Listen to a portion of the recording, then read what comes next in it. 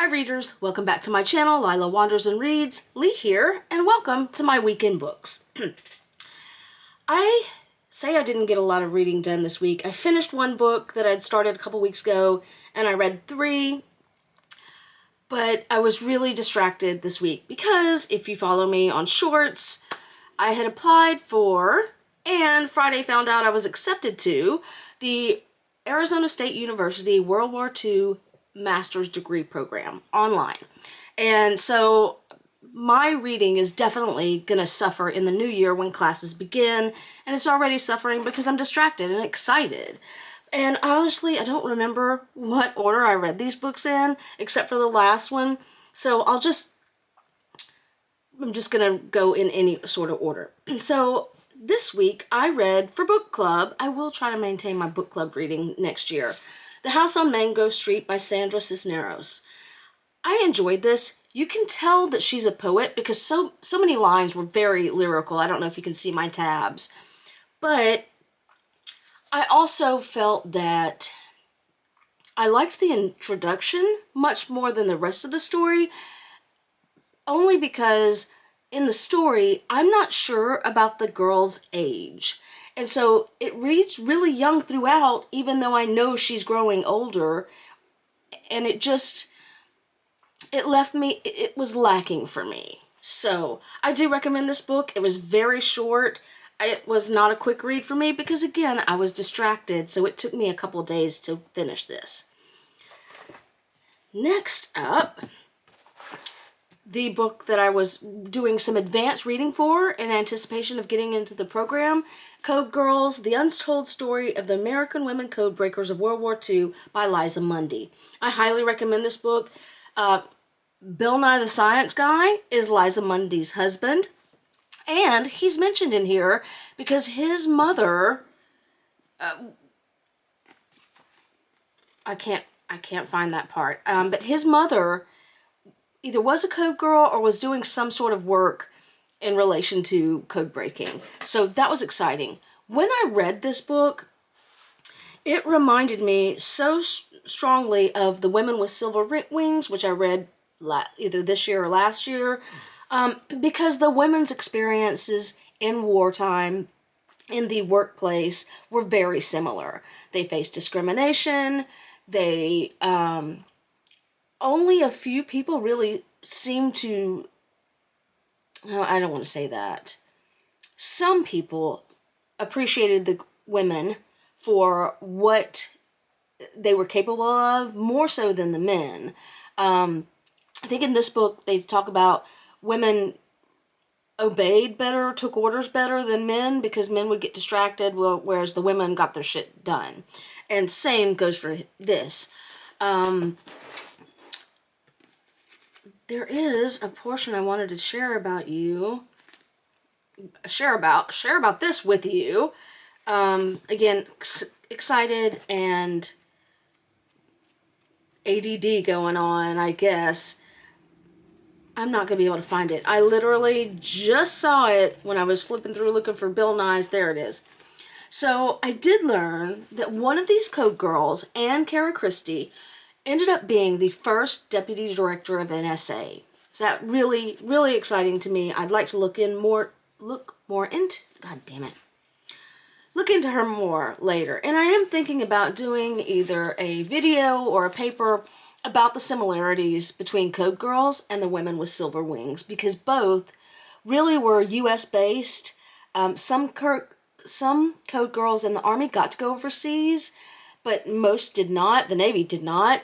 And the Women with Silver Wings, some got to go overseas, but largely they were here doing transport missions.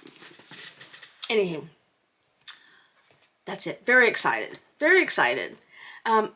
Next up, I read The Many Futures of Maddie Hart by Laura Pearson. This was an okay read. I'll tell you what it's about. It happens to her every time.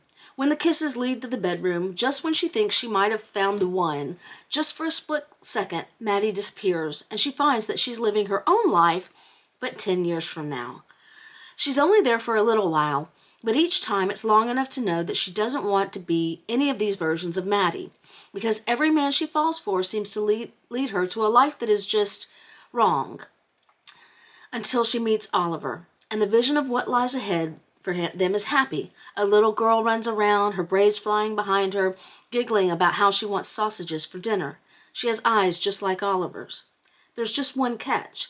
If Maddie wants the life she's seeing with Oliver, she realizes she has to break his heart now. There were some things in this. I think I rated it 3.5 stars, rounded up to 4. There were some things with this that I don't want to say didn't sit right with me. I wanted I wanted it wrapped up a little bit better. But I'm not going to pick it apart because I enjoyed it. It was a good read. And no sense in picking things apart. So sometimes this week particularly, when I'm looking for something to read, I have an app on my phone that contains my library. I've scanned in almost all of my books. And so when you open the app, if you go like this, it'll flip to a book. And so what I did with the next book is I did that, and I did not realize I had forgotten that I purchased Pumpkin and Spice and Poltergeist by Allie K. Mulford and K.L. Morrison. And this was my last read of the week.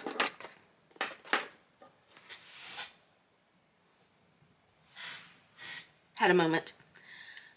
The last thing Apothecary Witch Jordan had on her mind was romance.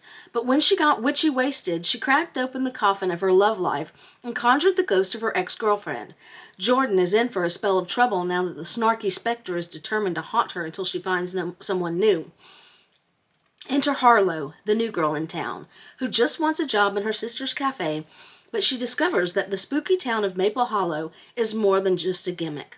Real magic lives here, but after run-ins with vampires and one too many grave cafe blunders, she's ready to hop on a broomstick and fly out of town. Until she finds herself falling under the spell of the enchanting witch who asks her on a date. As sparks fly and cauldrons bubble, will this unlikely pair brew up a love potion that defies the ghostly odds? Or will Jordan's spectral ex be the ultimate buzzkill to their budding romance?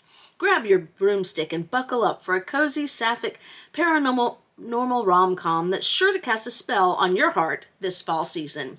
And it sure did. This was a pleasure to read. I started it Thursday,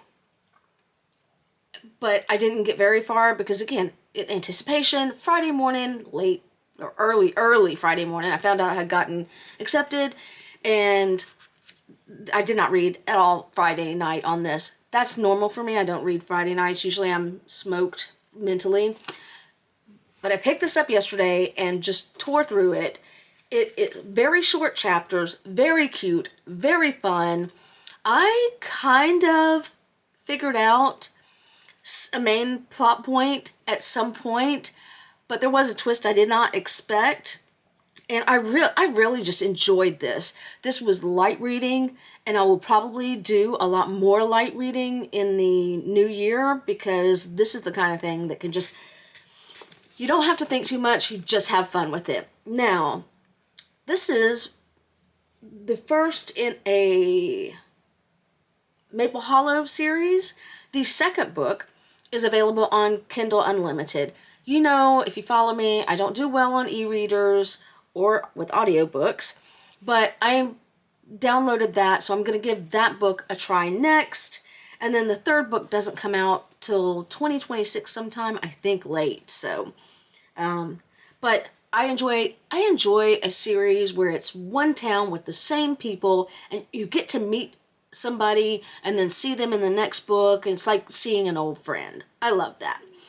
Anywho, this is a short one for me today. Again, I'm still excited. I've got some more tasks I have to complete for my registration this weekend. I've got chores to do, and I've got to meal prep for the week. So that is going to be it for me. Until next week, happy reading.